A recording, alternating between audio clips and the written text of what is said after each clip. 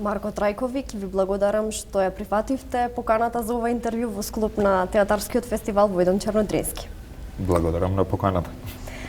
Вечерва ќе настапите со представа од Кумановскиот театар. Колкав е предизвикот да се игра представа пред друга публика настрана од Куманово?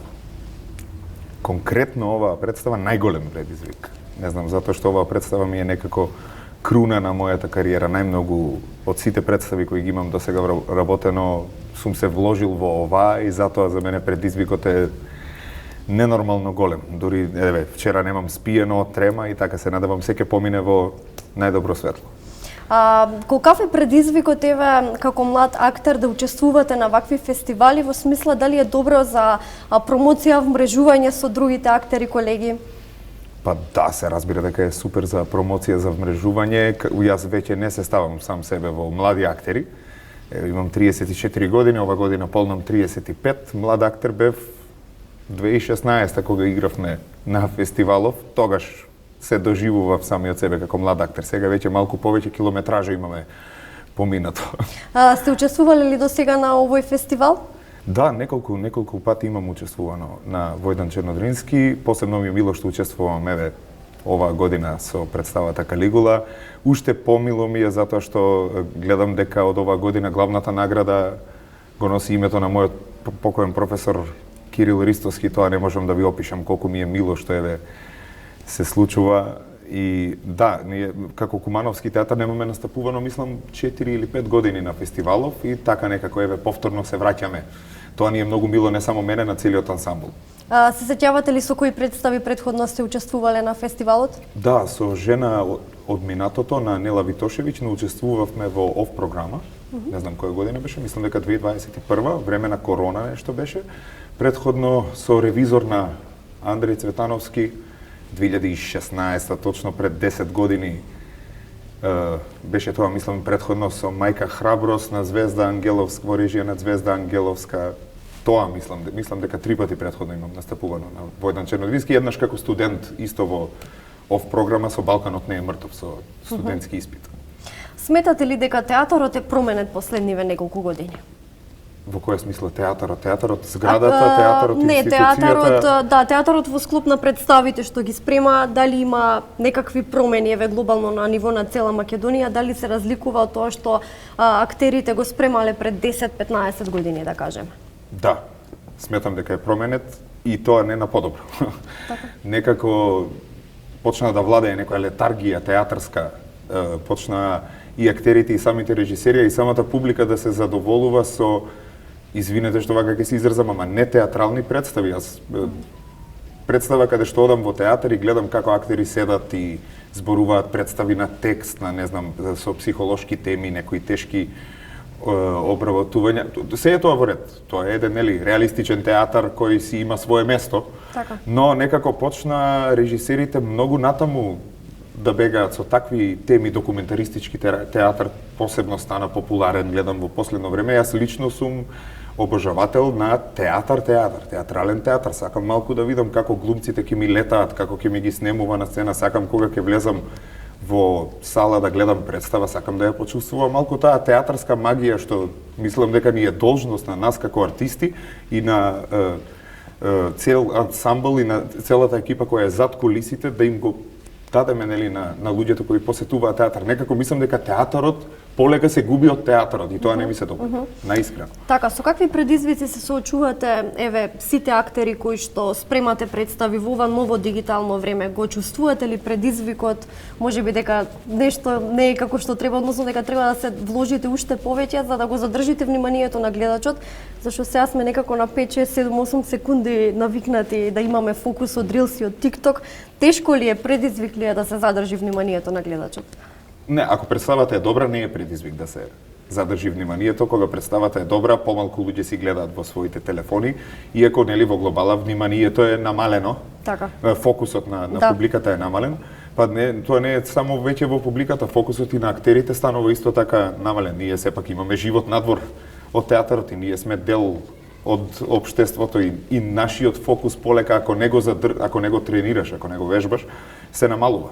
И тоа се гледа. Имаме сега една TikTok модерна публика што малку им е потешко да проследат цела представа од почеток до крај. Од една страна можеби тоа е вина на самата представа, не се сите представи интересни за следење. Јас сум човек пример што нема многу стрпление, јас сум човек што ако представата не ме фати од првите 15 минути, јас ќе мислам дека ќе трае 5 часа, ќе гледам што побрзо, да заврши. Кога представата ми е интересна, можам да ја следам 5 часа без проблем. Мислам дека така е кај сите. А предизвикот е голем во ова време на дигитализација да работиш нешто како што е театар. Но мислам дека театарот ќе се издржи. Театарот има се издржано последните 6000 години, ќе го издржи и ова доба на дигитализација, Инстаграм и ТикТок. Кога се тоа ќе снема, театарот се уште ќе стои. Тоа ми е многу мило, тоа е причината поради која што сум се влюбил во театарот како институција, тој инеет што го има, не можеш да го убиеш. Што сака нека измислат, нека летаат вселенски бродови над нашите глави, мислам дека ќе има потреба за нешто вистинско како што е театар. Има ли искрена театарска критика според вас? Дали има искрена театарска критика? Има, но ретко. Последните неколку критики кои ги имам прочитано се некако политичка театарска критика, не знам. Нашиве се најдобри, другиве не ги бидува, кога другите ќе дојдат на власт, не, нашиве биле најдобри, сега овие не ги бидува и така натаму. Искрена театарска критика поретко и поретко. Така. Ама има, не е дека нема. Има. Од време на време ќе се најде. Доаѓаат ли млади луѓе да гледаат театар? Каква е ситуацијата во Куманово? Во Куманово ситуацијата е доста лоша во поглед на театарот. Ние исто така како Прилеп пред година дена го изгуби својот театар, ние си го изгубивме пред 5 години. 5 години сме веќе без театар, функционираме во културниот дом во Центарот за култура. И како да ви кажам, чувството е како да си дел од драмска секција, а не од театарска институција, така од професионален театар. Сега професионален театар сме само на име. Да. И тоа, како да ви кажам, тоа е поразувачки, многу е демотивирачки за сите што сме дел од театарот, ама не се откажуваме, работиме со тоа што го имаме, желбата е уште поголема. И да, предизвика да донесеме млада публика во театар. Во последниве 6-7 месеци има некој наплив на млада публика во Куманово и тоа многу ни се допаѓа. Имаме луѓе кои што прв пат гледаат театарска представа на 16-17 години, конкретно малку помлада публика, нели? Децата ги гледаме, тие се во шок, тие, мислам, ја нема таа пракса порано на училиште, нели, не носеа на театар. Да. Сега не ги носат, поретко ги носат децата на театар и мислам прв пат да се сретнеш со театар на 16 години во ова модерно време, се разбира дека има шок на децата и на помладите, сакам да кажам, но гледаме сега интерес кај нив почнуваат да следат кога имате представи на репертоар, не само да гледаат комедија или некоја така полесна представа за следење, доаѓаат на представи како што е Калигула и така. Имаме убав наплив на млада публика во Куманово. Се надевам ќе продолжи тоа. Голем предизвик ли е тоа што нема театар? И во Прилеп ситуацијата е таква и кај вас е таква. Колку е тешко да им доловиме на гледачите да се изреализира и да се држи континуитет на театарски представи кога актерите и театарот нема простор каде да го изведе сето тоа, доколку можеби би имало зграда, би имало од понеделник до недела секој ден представи. Така. Не знам, сега тур се возевме наваму нека Прилеп, првите пушки пукнале Прилеп Куманово, првите театри ги срушија исто така Прилеп и Куманово, некако историјата ни се повторува малку. Има огромна потреба, Прилеп и Куманово не се мали градови, тоа се градови со над 100.000 жители, мислам во Македонија тоа е една огромна публика која ние треба да си ја одржуваме, нели?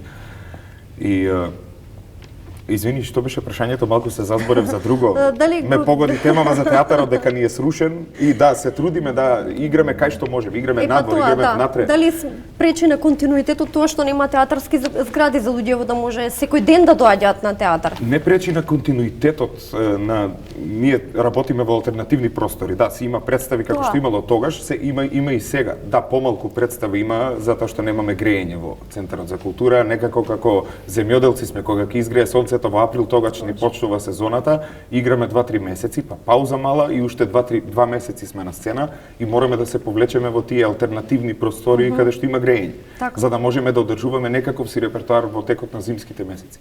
И тоа е огромен предизвик, едва чекаме своја зграда повторно да си се вратиме. Да, зградата беше распадната со лоши услови и така натаму, не дека и сега е новата, дека во Центарот за култура е нешто подобро, ама барем си имавме зграда и каде што игравме и преку зима. Сега сме многу ограничени. Така. Ќе те вратам малку на твоите почетоци. Која беше твојата прва улога Мојата прва улога во театар?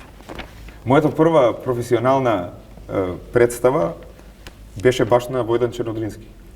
Дурбев студент трета година на ФДУ и прв пат влегов како алтернација во представата Духот на слободата 2013-14 година, баш тука на фестивалот. Знам се сеќавам, игравме претходната вечер во ОВ со студентскиот испит, а наредната вечер прв пат стапнав на сцена со ансамблот на Кумановскиот театар. И тоа баш тука во Прилеп, така да првата улога ми беше тоа, момчето во Духот на слободата, и веднаш после тоа ја добив и првата улога во комплетна, зборувам со се процес, со се во театар Куманово во представата Тања на Александар Ивановски. Така, какво ти беше чувството кога прв пат застана на сцена? Кога прв пат застанав на сцена како дел од професионален ансамбл, не можам да ви опишам колку не знаев кај се наоѓам. Да, имав само 2 проби со ансамблот на театар Куманово, пробував да пофатам се што може да се пофати во тие 2 дена, се што треба да се направи и што не треба да се направи. Трчав налево, надесно и некако немав чувство дека сум дел од представа. Ми летнаа тие 2 часа Дурбев на сцена, како да не сум бил на сцена. Јас бев во шок кога публиката стана да аплаудира по представата, си викам, изиграв представа сега, ова е тоа за кое што се спремаме. Да, убаво е чувството. Убаво беше и тога. Дали од секогаш си имал желба да бидеш актер или било во игра и некоја друга професија? Не, секогаш желбата за да станам актер била тука откако знам за себе. Родителите исто така знаевме ние, вика, уште дур беше мал. Од првите зборови кога почна да ни правиш циркузи по дома, знаевме дека нешто такво те чека во животот и тоа беше планот од секогаш. Во едно интервју прочитав дека Калигула ви била сон подолго време и ви се остварил, ама дали има некоја друга представа или некоја друга улога која исто толку долго и сте чекале да ја изиграте? Не, како Калигула што ми е желба последниве 6 години ми беше желба да ја одиграм улогата. Никогаш не сум бил толку страствен за било која улога која имам одиграно. Калигула ми е, не знам, 54-та, мислам, професионална професионална улога. Како Калигула не сум имал ништо ни приближно. Така. Да. А зошто баш Калигула ви беше сон? Калигула зошто ми беше сон? Се почна, па исто така тука од Прилеп почна. 5 ноември 2011 година премиера на Калигула во Прилепски театар од мојата професорка Зоја Бузалковска режирана. Дојдов да ја гледам представата како ново запишан студент на ФДУ и ме фати тој текст на Калигула.